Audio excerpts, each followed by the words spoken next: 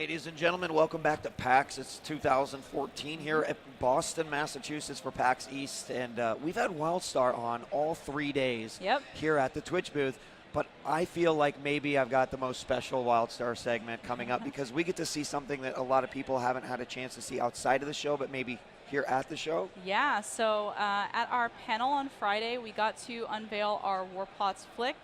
I've been in the press room doing special interviews to talk about Warplot PvP, which is our Elder Game PvP feature for WildStar. We've been running it from top to bottom, and I get to give you guys a little sneak peek today. Excellent. So yeah. I kind of went really fast into this because I'm somewhat excited, but we've got Jen Gordy here, and also Kevin Lee, not the artist, but equally talented individual, is going to be driving through us.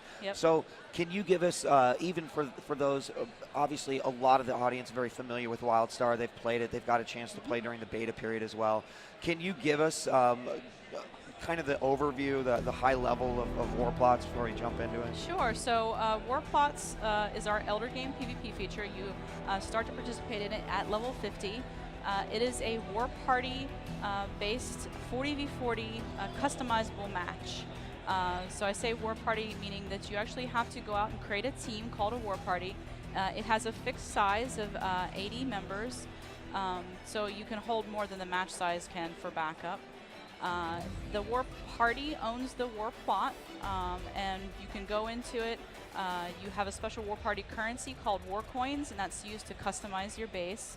And then once you've got everything set up in your build phase environment, then you can queue up and then start a match. So 40v40 sounds really big, and I know like in the game itself there's a group finder, you know, the ability to something similar for this. It'll just make it really easy for someone to jump in. So once your Warplot's queued up, any War Party members that you have with you will also queue up. But if you don't have enough people on, say you only have 30 of your 40, we have a really cool thing called the mercenary system. So anybody who's not a member of a War Party can queue up for Warplot PvP and participate. And we're going to take their ELO rating that they've achieved for Warplots PvP and match them to an appropriate War Party who needs members. So, I mean, with that being said, there will be a substantial ranking system behind it that will really allow the top teams and top guilds to compete against one another. Yeah, absolutely. So the team has a rating. You have a personal rating that will gate you for Warplot-specific rewards, including equipment. We will have a season mechanic for this. So at the end of a season, if your rating is within a certain team party rating threshold, that will qualify you for certain team rewards. Awesome. So we're seeing some of the, of course, some of the footage from, I guess, in-game Warplot right now. But are we going to get to see sort of the creation or how this all? Yeah. So I have Kevin here with me. We're going to actually, we've got a sort of blanks Warplot that we can start to customize. If you want to go ahead and take a look at that. So now with the Warplots, and you explained the different sides, and I guess we'll go into it right here. But it's not just necessarily a map that exists. I mean, it's there, but there's some things that as players you mentioned, it's fully customizable. Can you kind of expand on that a little bit for me? Yeah, sure. So this is the build map for War Party's Warplot. There are 7 large modifiable areas on this plot that we can put modifications in, and this is much like our WildStar's housing system that uses plug-and-socket technology. So each of these large pieces, you see there's a centerpiece right there, there's one in the front, one in the back, and then 2 at the entranceways. You can see the dark concrete-looking ramps leading down, and then the large exterior areas. Those are all sockets that we can put modifications into. So what Kevin is going to do is we're going to actually start out. We've gotten, if you create a War Party for the first time, you get 500 War Coins, but we cheated ourselves up because we want to show you what a really awesome one looks like. So you get your War Coins when you're completing PvP or Warplot PvP matches, and you get bonus amounts if you win. You also get them if you destroy the other team's modifications. So what he's doing right now is he's making a deployment station, and in the match, players can run up to the pads, and they'll be rocket podded into the battlefield. And you'll see that the numbers on the pad correspond to the numbers that you'll be hot dropped into the battlefield. Great. So I mentioned that people can actually destroy these modifications, and you can do that by targeting the modification structure unit. So that's the blue thing on the left-hand side of the screen. If it reaches 0% health, it is technically destroyed. So then none of the plugs will be active for you. Each plug also has, the important thing to note is you can also repair this back up during the match. I was about to ask, right? Yeah, using match resources. Okay. You can also use match resources to upgrade the plug, so you'll get the additional pads on each side when you upgrade it. So now he's looking at adding modifications to the entranceways for the Warplot. What he's doing right now is adding a military research center and a silo. And these particular plugs will either add a passive bonus to the Warplot itself or to the War Party.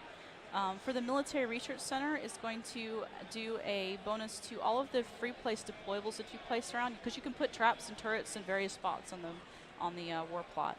So it's going to give them a health bonus, and then you can upgrade it to increase that health bonus. So, I mean, a mixture between defensive and sort of offensive capabilities to add on. Yep. Which really, I mean, since both teams are sort of creating their own side, you could have a lot of different dynamic matchups, I imagine. So what we're looking at right now is the silo. This is another entranceway plug. We've actually gotten different kind of structure makeups for each of the plugs, so there's different ways to funnel and choke point the enemy players who are coming in. Some of these will also have defensive capabilities, so you can see at the bottom corner of the screen, there's a player-controlled turret that you can use to fire off various abilities. There's also an energy grid. When enemy players are coming through that energy grid, they'll also be taking damage. So they have to bring in a small party, destroy the plug, and so nobody else can eat the damage from those laser beams. So as a match begins, is there like a set amount of time that teams have to sort of prepare their side, or do they do that before they go in? So all of this is done with the build map. This is completely outside of the match. We didn't want to stress out the players and have them spend 10 to 15 minutes building before the match actually starts. So something that teams and players can experiment with at least, outside before they are jumping in. So they can go into this anytime as long as they're not in a match itself. And play around with it and get it customized the way that they like. So this one is a BattleBot factory. It's going to produce guards for the side of the Warplot that it's socketed into. So yeah, there's a wide range of offensive and defensive style capabilities you can have set up here. How does it work in terms of when you have a team of 40, or do sort of like as a team, do you share these layouts? If you're like, wow, I really like what my teammate did, and I want to make sure that when we're hopping into a game and he's not here or she's not here, we could do that. So the War Party only has the one Warplot. Okay. And then everybody contributes to building that. Okay. The War Party is a guild-like structure, so it has ranks that you can assign various permissions to. So if you want to lock out people from being able to purchase stuff, you can do so. Or just give that ability to, say, officers for your War Party. But it will still take a combined team effort to be able to get the resources, the war coins, etc., to be able to build what you... Yeah, absolutely. Okay. So this is a type of hazard that it's a nuclear power plant. So when you enter into the area that the plug has been the modification is in, so it'll affect from the entrance of the Warplot to the generator for that side. Enemy players entering into it will be environmentally will have an environmental hazard applied to them. They'll have a hazard bar. As it's ticking up, they're taking damage. Their mobility is decreased because you'll get a sprint debuff. And if the bar fills, they're taking extra damage. So they're going to want to take out this plug because it can be pretty deadly if friendly players who are in a hazmat suit and aren't affected by it are hanging out and ready to ambush. I mean, give me an idea on how much team coordination it takes to, really go up against this. I imagine we're not in any sort of situation where I'm the lone medic and I'm going to run in and take this thing out. I assume it's going to be something that will take a very good coordinated team effort. So it will take a little bit of coordinated effort, but we're expecting maybe a group or two could actually go through some of this stuff. But you also have to pay attention to the battlefield itself. Some of these abilities, or some of these modifications, like the guard plug, will give you an ability on a Warplot bar that you'll be able to access in the match. If you have match resources, you'll be able to use those abilities. The same thing for our super weapons. You'll be able to fire your orbital laser or your multiple rocket launcher, but you have to have what we call nanopack resources in order to do that. So those are going to be nodes out in the middle of the battlefield that you'll have to capture and start accruing. And they're unique for each game, right? Yes. Yeah. That looks like a so this is our OSIN guard plug. This one actually requires an architect to craft a fab kit in order to push it down. These guys are sort of tank guards that have a little bit of a knockdown ability. They're pretty cool. Some of these also have barriers, like you see the fire vents on the ground. Those will actually damage enemy players as they come across them as well. So you mentioned the idea that this is something that has to be uniquely crafted ahead of time. Is there quite a bit of sort of correlation between the crafting system you got in game and just constantly evolving this? Is there going to be a lot? Absolutely. Okay, so that's great. We expect to have continually new additions that we add in. Some of them are going to be craftable, some will have to be purchasable. We'll also require some of the free place traps and turrets that I was talking about as craftable as well. So Jen, can you give me an idea? You know, we've established our war plot. We're ready to go in. What are my win conditions as a team? And yeah, can you? So there are 2 ways to win. The first way is through attrition. Okay. So every war party has an energy meter, and that the base amount of that meter at the start of the match is dependent upon what sockets are filled on the map and what type of sockets they are. When the match starts, because every plug has a maintenance cost associated with it, that energy is going to start draining down. Okay. So this acts as like a soft match timer, but your enemy can actually affect this. So player kills will decrement that meter. Gotcha. Modification destruction will decrement that meter. And as you saw in the Warplots flick, if anybody was watching it, the boss kills that you do will also decrement that meter. Gotcha. If your energy goes down to 0, then you've lost the match. The other way is through generator destruction. So each warplot has 2 generators in the back of the warplot. So you'd have to bust through the defenses of the enemy team's warplot to get to the generators to destroy them. But you need to also pay attention to midfield, because that will grant you a bonus. So every nanopack node that you capture in midfield, which also gives you the resources, will provide a stacking damage vulnerability debuff. And as you list every single one of these things, I'm realizing that every 40 person will really have a role in terms of coordinating all this. Now we also have path content in the space too. So our path system, our soldiers, explorers, scientists, and settlers will also have various things to do in the map. For example, explorers will have access to trailblazing nodes that they can activate and provide speed buffs to the people around them.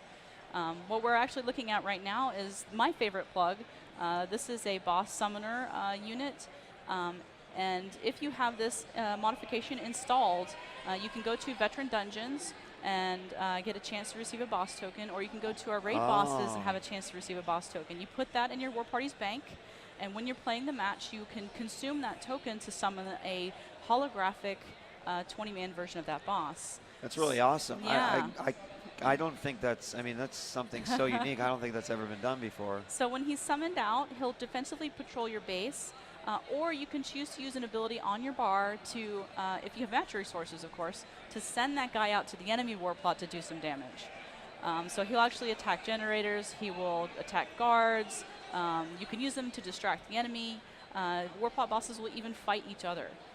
But the important thing with this is once you use the token is consumed, so you're going to have to go back and buy more or get more. Okay. So this isn't just a, hey, this boss is going to be in our war plot every single time. It is might not be. We're playing against a really good team, and we need to consider using this item. Fantastic. With the landscape that we've got here, will there just be the sort of the single map, or this particular war plot? Will there be different layouts, or is that something that maybe in future content that will probably that we're hoping that will maybe come in future content, but right now there is just one battlefield map. Sure. And then can you give me an idea about how many different add-ons there actually would be in the grand scheme? I we're think talking there hundreds? are 140 different modifications you could probably do. That said, the combinations of those things are into the millions, right? some large number that everyone will figure out undoubtedly.